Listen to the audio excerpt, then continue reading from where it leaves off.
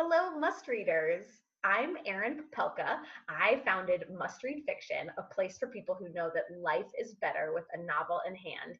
And I am just so delighted to be here today with Amy Poeppel. Amy, welcome. Thank you for having me. I'm excited.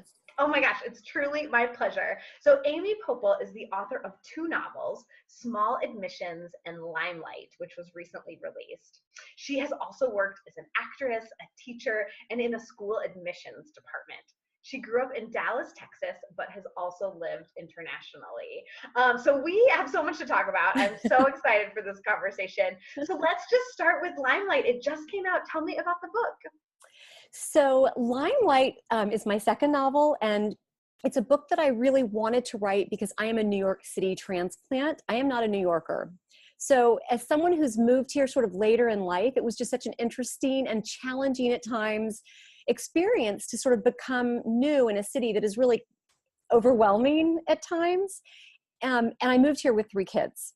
Wow. And I remember I was living in the suburbs and I would say to people, oh, I'm moving to New York and I'm moving with my husband and 3 children. And people would literally say to me, oh, you can't do that. Like, that can't be done. Like, you cannot move to New York with 3 children. So it was a challenge. So I was excited to write a book sort of that shows a mom's adventures in moving to this big, very exciting city that I live in with 3 kids.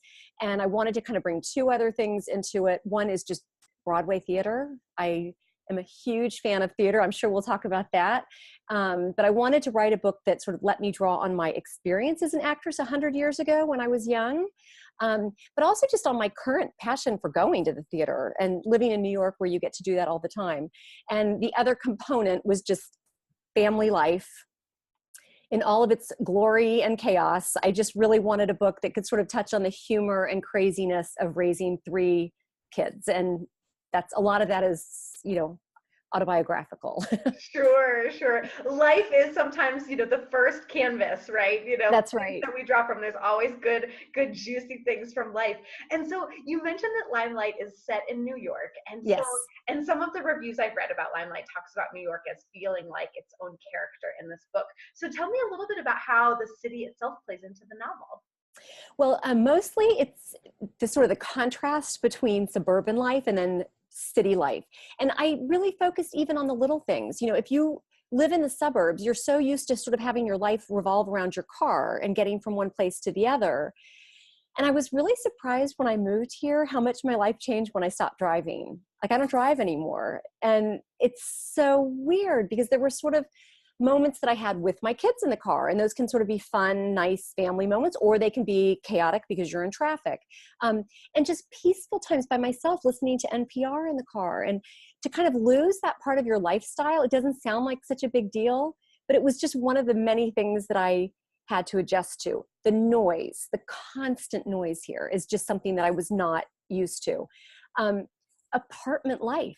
Not only the fact that we all sort of live and are on top of each other here in these single floor, tight apartments, but having neighbors, as close as my neighbors are, and they know you and they say, oh boy, was your dog okay yesterday? Because I kind of heard a lot of ruckus yesterday, and you're sort of apologizing to people. And my situation in particular, I live in NYU faculty housing, because my husband's a professor at NYU. Mm-hmm. So it's like I moved into a dorm in my 40s. I mean, now I'm in my mid 50s, but when I moved here, I looked at this place and I thought, I can't live in a dorm. I mean, there are, like, I know everybody in the building. Right. And there's something just kind of intense about that, about getting into the elevator and seeing your husband's colleague and seeing people that all the time. It was a huge change for me. So I loved the idea of both writing a love letter to New York, because I adore living here. Like, now I can't imagine not living here, but also seeing the humor in some of the more challenging parts about living in New York. It's not always easy to be here. I love it, but it is crazy. It's a crazy place to live. I mean, I think anyone who lives here will tell you that.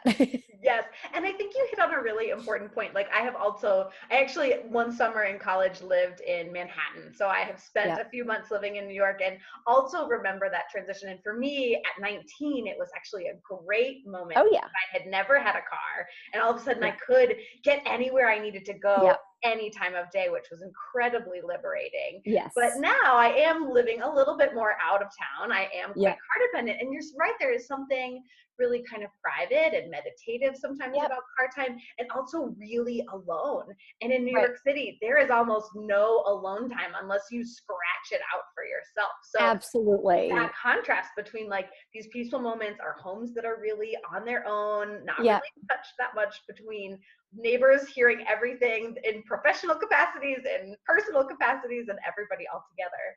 Oh, absolutely. I mean, even, in a house, you're, I don't even know how to explain this exactly, but your living space in a home means that everyone in the family they all kind of congregate to the great room or the den or the living room or whatever. Because of the lack of privacy in New York, one of the first things that I noticed was that when the whole family came home, everybody kind of went off to their corners. Everybody would sort of go off to their rooms and close the door. And it was sort of upsetting to me at first because I was used to everyone kind of hanging out together. But I think it's so hard just during the day to get a moment to yourself that I found that when my kids got home, we all sort of scattered. And so I had to make more of an effort to sort of make sure that I brought everybody out.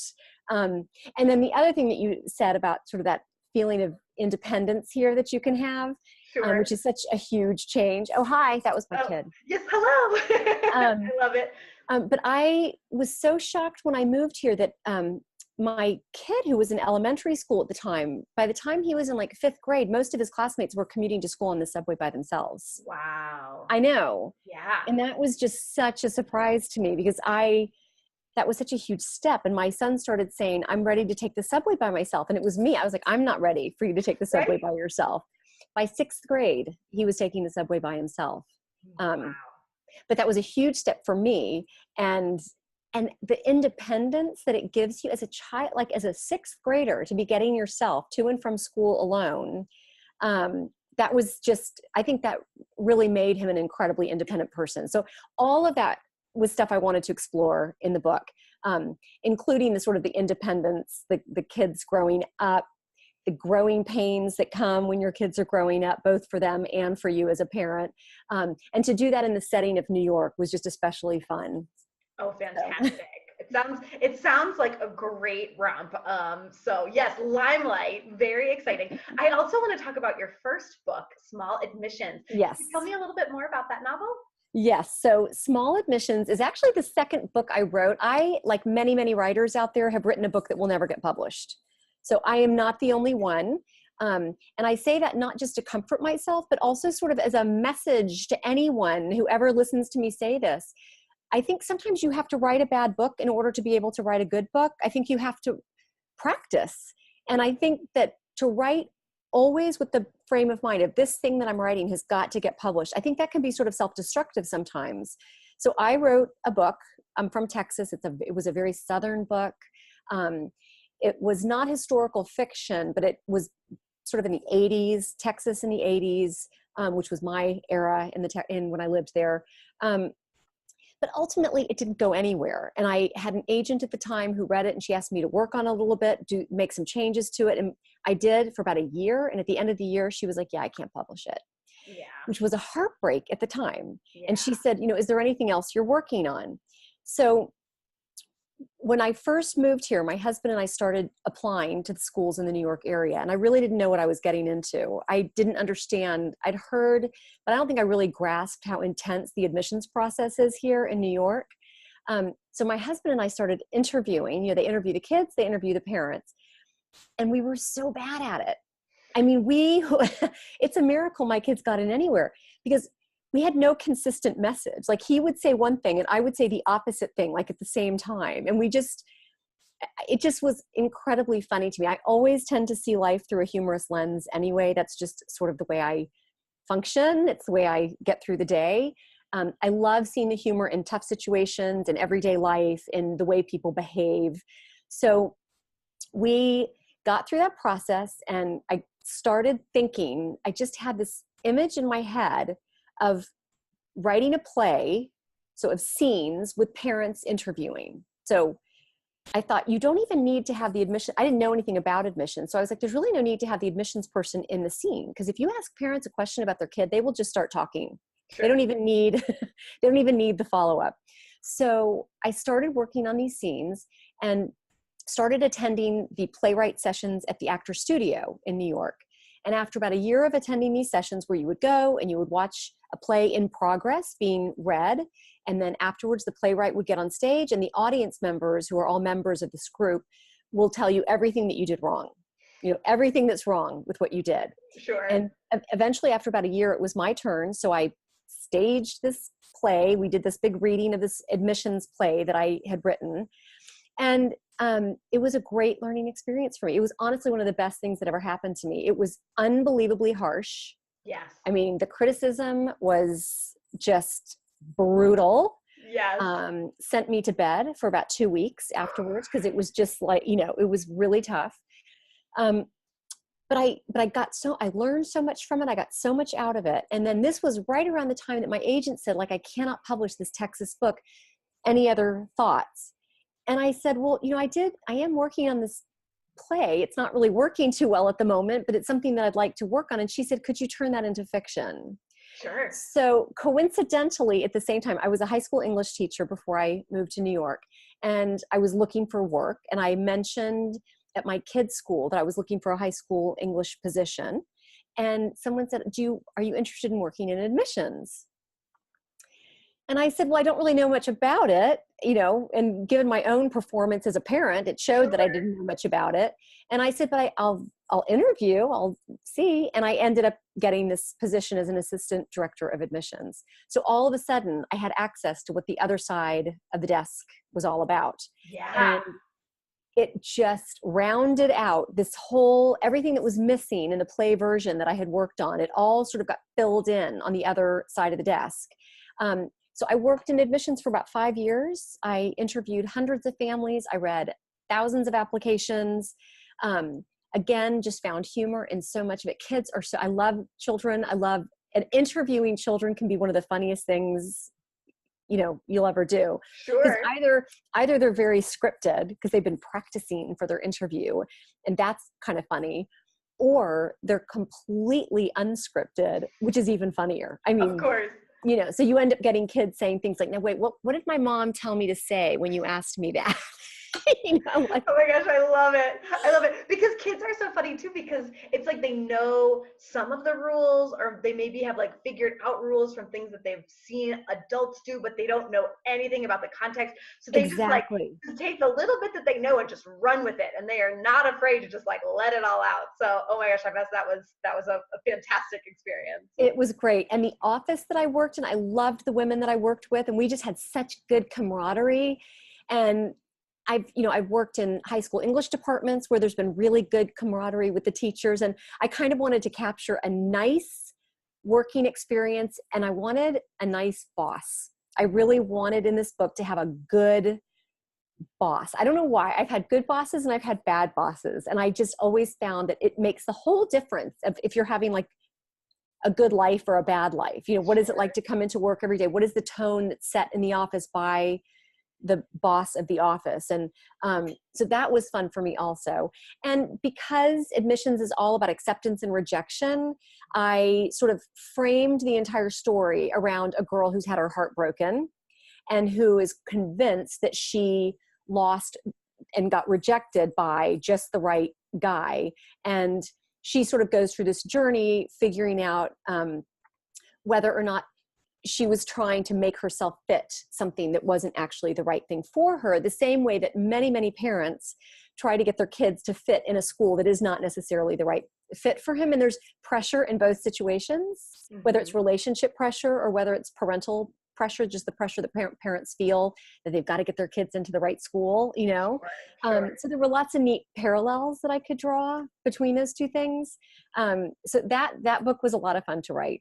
I incorporated a lot of the elements of the application, a lot of, student written essays and the write-ups that we do as admissions people after you interview with somebody. You sort of write up the interview, and Sure. given how many hundreds of those I wrote, I sort of wanted to get some of that in there too. So right, but done in a way that didn't have to be professional. It just had, it just moved the plot along. Exactly. Yeah. So it was really, I mean, that book was a lot of fun to write. But there's similarities between the two books, mostly both that they're very sort of New York-centric, and that,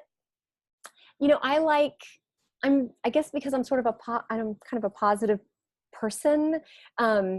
In both cases of Limelight and the job that my main character Allison ends up getting, and the character who's trying in Small Admissions and sort of what she's trying to do with her life, I don't like to set people at odds with their friends and family when they're trying to do something good for their life and something that they're excited about. Sure. So I wanted to write books where good things come from the hard work that people are putting in, and that they're not sort of inadvertently punished for that. Yep, that makes sense. I'm being a little bit coy and cryptic because I don't want to give things away. No spoilers. Exactly. Must readers, please go read Small Admissions and please go read Limelight. No, but I do get what you're saying, especially probably as an English teacher. You're very well aware that conflict is the core. It's like the heartbeat of a novel, right? There has to be stuff for the protagonists and the characters to overcome. Exactly. But you're right, there's so much conflict already embedded in life and what we face on a day-to-day basis, whether that's a good boss or a bad boss, or whether you catch the subway or don't catch the subway, there's plenty of conflict to find, while having support around you. So I think that's a beautiful thing. Right.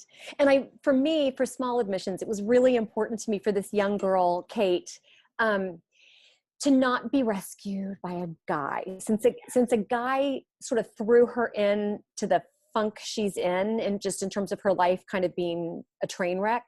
I didn't want a guy to be the thing that pulls her out.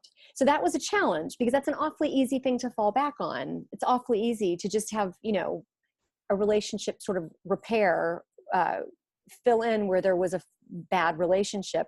So I really kind of worked against that.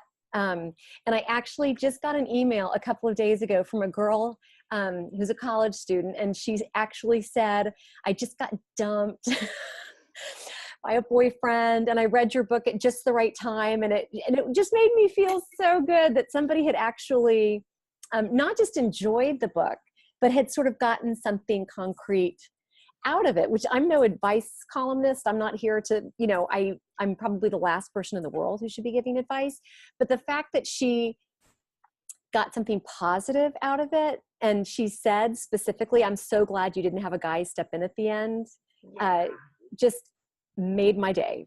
I don't think people realize that nice emails from readers, it's like, it's the most wonderful surprise. I mean, in terms of like a boss saying, good job. I mean, your readers are the person who mean the most to you. And when they say, good job, I loved your book, it's just the best thing ever. It's great. I love that. Oh, it's true. And because there's also a long lag time, you write the book and then it takes a long time for it to, kind of go through your agent and find a publisher, and for it to actually get put into print, and then for people to read it. And so it is this very long lag time. So getting positive feedback for work that happens sometimes years before, so different than, certainly other disciplines. I know that, yes, you said that Small Admissions started as this reading. So you've got some very immediate feedback there. Yes. And I know that you've also worked as an actress. So talk to me a little bit more about the theater. And certainly the theater also plays into Limelight as well. Tell me more about that. So after I graduated from college, actually in about a year after that, I'd done a lot of theater in college, and I ended up doing a graduate program. I did not finish the graduate program, but that's another story. But I did a summer program with David Mamet's group. I don't know if you've ever read David Mamet, but he had a summer program in Montpelier, Vermont, and I did that for a summer, and came back to Boston where I wanted to live. Immediately signed up at Simmons to get my master's in teaching, because I always had my wonderful parents' voice in the back of my head, plus just the reality of life. And I thought, if the acting thing doesn't work out, I want to have a teaching degree, because it was the second most favorite thing I had ever done. I love doing theater. I did it like through most of my 20s. I did things that I'm sort of proud of, like stage work. I did mostly Southern comedies because I'm from Texas and there aren't that many Boston actresses who can sort of do the Southern thing well. So I got to do a lot of that. And I did super humiliating things like just the worst episode of America's Most Wanted you've ever seen in your entire life, and commercial work, which was really fun to do. What they call, corporate industrials, where you're like teaching new employees how to do something, which is really hilarious because you're saying things that you don't even know what you're talking about. Sure. All the acronyms and the like words that make no sense unless you're in it. Unless you're in it. Yes, or I have watched many of those videos. Yeah. Yes. Teaching employees like the importance and how to sign up for their 401k plan. And you're like, I don't actually have a 401k. Like this was back, I was 23 years old. I didn't even know what a 401k plan was. And so those things were sort of fun, but not really, the artistic side necessarily.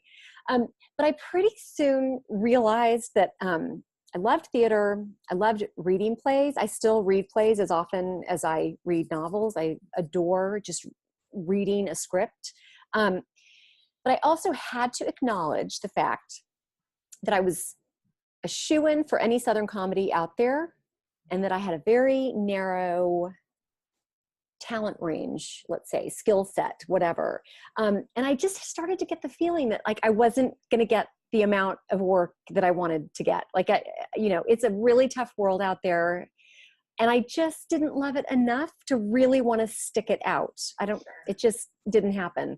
So I ended up moving over to high school teaching, which was perfect because I was all ready and I wanted to do it anyway. So I stopped acting. I never stopped reading plays. I never stopped going to plays. If I found out that there was a play on Broadway that everybody was talking about and I wasn't living in New York at the time, I would buy the play and read it, which is a lot less expensive than buying a ticket. As it turns out. Sure. Yeah. And I just think it really helped my ear for dialogue, because the thing about playwrights is that when they write dialogue, it is not to be read on the page, which, that sounds so obvious, right? But you think about, like, we write dialogue in fiction, and the assumption is that it's being read in someone's head. Like your readers are going to sit down and read it. But I think there's so much to get out of actually hearing your dialogue out loud. So I do that. I read my dialogue out loud. I get people to read my dialogue out loud. Like I'll make my kids read a scene with me. 'Cause it just helps me. If something's false in the dialogue, it jumps off the page. If you say the person's name too many times, like we don't do this in conversation. We very rarely insert the person's name. So why do we do it so often when we're writing dialogue in a novel? Like, it's just interesting. One reason is because we want to make sure the reader knows who's speaking and to whom. And there's only so many ways you can do that. And too many taglines can get really annoying as well. So I like thinking about these things. I like thinking about dialogue. And I think all of that comes from my background in theater and Sure. just of reading plays. My goal in life, so I didn't publish my first book till I turned 50. Wow. So Happy birthday. What a great present. It was a spectacular birthday present. And I think for me, the timing was great. I just don't think I was sort of ready for this chapter of my life until this all sort of started to happen. So, I feel that all that stuff that I did back in my 20s and even the teaching that I did, I read out loud a lot to my students when I was teaching, even though they were high school. I taught 11th and 12th grade. I spent a lot of time reading out loud because I think fiction is to be read, but I think it's really good as an exercise to hear it. So I do that a lot. And I think that's sort of where it comes from. Oh, fantastic. Yeah. And so my last question, as you have worked as an English teacher, you write novels. Tell me about the role of fiction in your life. You are also a reader. Tell me about how fiction. Can you see my pretty books in the background? And they're like rainbow. They're like color coordinated. It's so beautiful. And I have to tell you, I do not believe in sorting your books by color because I believe in the alphabet. I actually do. I alphabetize my books. And in the other room, I have like bookshelves. This is my to be read pile. Whew, you've got a pile. It started on my night table and it got bigger and bigger and bigger. And eventually I was like, this will not do. And I kind of moved it onto the floor and then I was tripping over it. And I finally got one of those huge stacky bookshelves. And because it's my to be read pile, it's not necessary for me to have them alphabetized. So one day I was like, I just think I'm going to color coordinate my to be read pile. So Oh my word. I don't know if you can see, it goes on. Oh, it's like, forever, you know? have some space to the ceiling, but that is a serious pile. I mean, we need to schedule some beach time like as soon as possible. I know. And the thing is, I look at that with joy, not with horror, like, because I cannot wait to read every single book on my to be read pile. Yes. But I do, I don't leave home without a book. I carry one with me everywhere I go. On the rare occasions these days that I do drive, it's usually for a longer period because it means that I'm driving somewhere. I'm not driving to the drugstore. I'm driving to a different state. Yeah. So I've really gotten into Audible lately because I love to do that in the car. Yep. That's just my favorite new car activity for long stretches is Audible. And I really never did a lot of audiobooks until recently. But I have read such good books lately. I don't know if you've read Less yet by Andrew Sean Greer. Oh, I know it just won. What did it just won? It won the Pulitzer. I'm like, yes, I have heard about that one, but I have not had a chance to read it yet. Yes. It's wonderful. It's one of those books that immediately I went, okay, that just bumped up to my favorite of all time reads. It's funny. And that's very rare for the Pulitzer to sort of go to a book that has so much humor in it. It's not strictly funny. I mean, I laughed many, many times, mostly because he's such a good, clever, funny writer. The way he describes things is just genius. I loved that book. But so that was one, and Eleanor Oliphant is completely fine. Oh yes, absolutely. One of my favorite first-person narrators of all time. That voice, she did that so beautifully. What is her name? Gail Honeyman, is that her name? Oh, that sounds right. Must readers correct us if we got it wrong. Yes, good. I want to see that message. Yes. No, I adored that book, and I liked Mrs. Fletcher, Tom Perrotta. That was a really good book. Nice. And there's lots of good books coming out that I'm excited about. Some of which I've gotten a sneak glimpse at, and some I have yet to read. I'm waiting for Fiona Davis's book, The Masterpiece, to come out next week. Oh, my Cannot wait to get my hands on that. Yes. Georgia Clark, who wrote The Bucket List, and that's coming out in about 2 or 3 weeks. That is a fantastic, amazing combination of hilarious and deadly serious. I don't know how she did it. Wow, that is a hard tightrope. Really hard. It is laugh out loud, funny. It's sexy. It's just delightful. And at the exact same time, it is incredibly serious about big issues, like big life and death issues. So to me, that was kind of a triumph. That's not easy to do. Oh, for sure. For sure. Yeah. Oh, fantastic. How about you? What have you read lately? What do you recommend for me? Oh my goodness. What should I? Oh, that is a great question. You know, I am like one of those people where it's like I am so steeped in it that when people ask me that question, I get like a deer in headlights. But one of the ones that I just finished that was just fantastic. I've been reading a lot of short story collections lately. Oh, I love that. Yeah. Have you read Her Body and Other Parties? I have not. Oh, that is a fantastic one. It's a collection of short stories. It was a finalist for the National Book Award. Oh, super. And so it's just really different, and it kind of takes you on a trip, and you sort of take reality and then give it a good twist, which is I always really enjoy. So love it. Yes. Yeah. Oh, good. Wait, what was it called again? Yes. Her Body and Other Parties. Okay. Yeah. So it's fantastic. Well, wonderful. Well, now that we all have a to be read pile as large as the one behind you, I'm just going to say thank you. Thank you so much for talking about Small Admissions, for talking about Limelight, for writing those fantastic novels, for giving us something to laugh about and also something to inspire us. Amy Poeppel, thank you. Thank you so much for this wonderful Thank you. Thanks for having me. Thanks for doing this wonderful program.